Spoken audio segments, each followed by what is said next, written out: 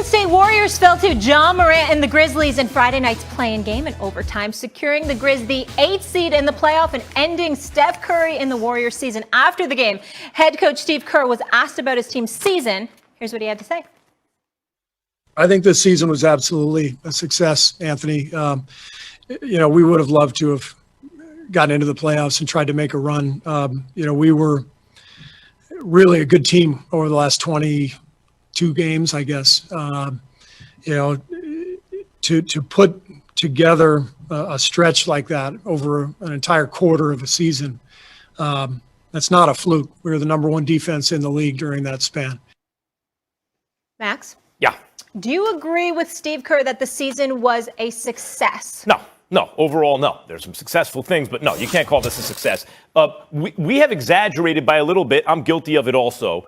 Like the Warriors roster. Like, I didn't think the Warriors had enough shooting to be good. They wound up with a little more shooting than I thought they'd have. They made the Oubre trade, and then Wiggins turned out to shoot pretty well. But, let's not exaggerate. They have nothing on the roster. They have an MVP caliber player in Steph. They have a former number one overall draft pick who turned into a good two-way player in Wiggins. They have a defensive player of the year type guy, multiple-time all-star in Draymond. And they have some interesting pieces. What they had to do was win. They had two chances to win a single game to get to the first round of the playoffs. I'm sorry, with everything I just said, and you have two chances just to win once against a compromised Lakers team, against a Memphis team, lose in the first round, at least get to the first round. They couldn't even do that. And why not? Look, I'm sure I'll hear a lot about how, I'm hating on Steph. I'm throwing shade at Steph because I say he's not on LeBron's level. Duh, look, he's not. But I brought up that I was there, saw you there, at Oracle when he had 4 minutes and 22 seconds in the fourth quarter, seventh game, to manufacture a single point, running the greatest half-court offense ever, came up with 0. You know what he did in the last 3:30 of overtime the other day? With the whole season on the line, get to the first round. 0 points, but he did have 0 assists, but also had 0 rebounds to lose in overtime and go home. I'm sorry. I can't call that, ultimately, when you take everything, a successful season. You had 2 shots to make the playoffs. You had an MVP player with the ball in his hands, couldn't get it done. Ultimately, that's a failure. Sometimes I argue with you about this stuff and you're just flat out wrong. And then there are other times that we debate about it because we just have 2 different perspectives. We come from a different place. We prioritize different things. This is the latter here. I totally get you and everybody that thinks like you in terms of this Warriors season. Because you had a play-in tournament, you lost not once, but twice. You lost to the Lakers and then you lost to the Memphis Grizzlies. So the play-in wasn't a success for you. When we say season, I'm thinking about the season in its totality, the 72 games played prior to the play-in game. And I would say that's a raving success. I shouldn't say raving success. It's a success. You went 39-33. Steph Curry, without Klay Thompson, reminded you of his greatness, leading the league in scoring at 32 a game, shooting about 49% from the field, shooting 42% from three-point range, okay? You discovered guys like a Jordan Poole, for example, and what kind of role he can ultimately play. James Wiseman goes down, he gets hurt. That's a 7-footer that can give you some things from the inside. On both ends of the floor. We can't forget that Kelly Oubre wasn't available. He was supposed to be there, okay? So when you look at it from that perspective, now let's fantasize for a second and say to ourselves, because this is how you have to look at a season that was devoid of championship expectations. If they were a championship contender and that was our expectation, you'd have a point. But nobody looked at the Golden State Warriors that way this year.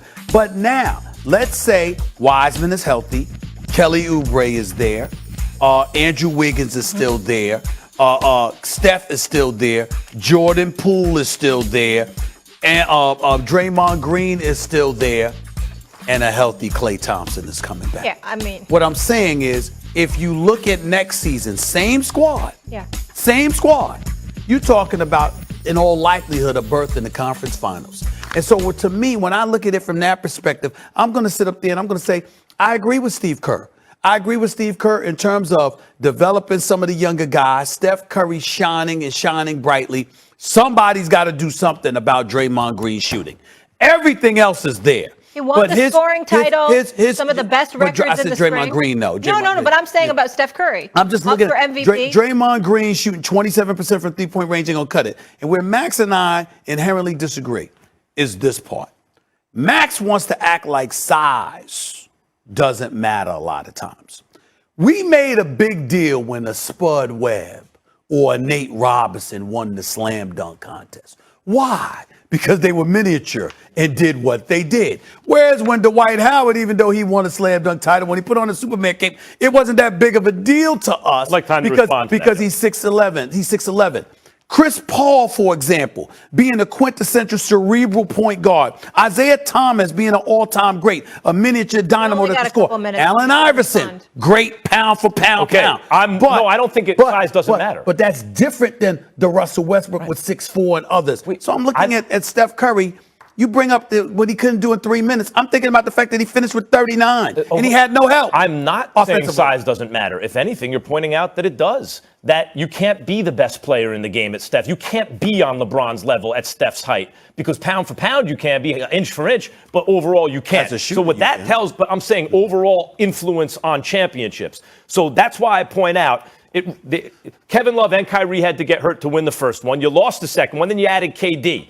Like, what I saw from Steph in the final game and what I see on this team is the number one success of the season is you developed Andrew Wiggins.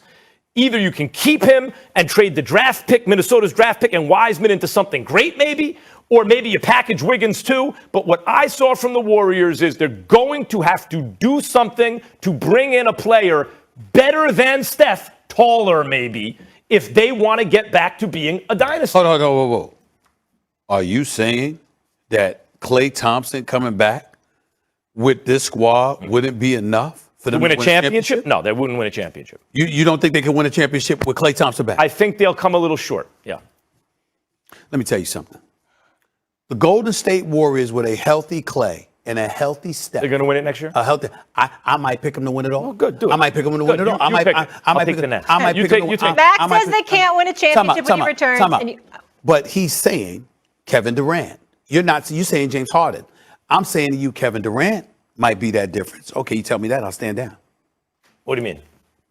That would be the reason that you would pick him. Oh, sure. KD is the best player on the team. Harden runs the offense. If you take Harden off, they're not going to win. With Harden, they're going to win. Okay. We're debating this at another time because that's interesting, but it's a separate debate. All right, John, the 8-seeded Grizzlies upset the Donovan Mitchell-less Utah Jazz in Game 1. Our guys react to the fallout of that surprise. Has the Ja Morant takeover already begun?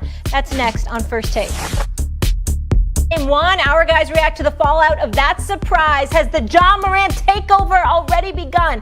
That's next on First Take.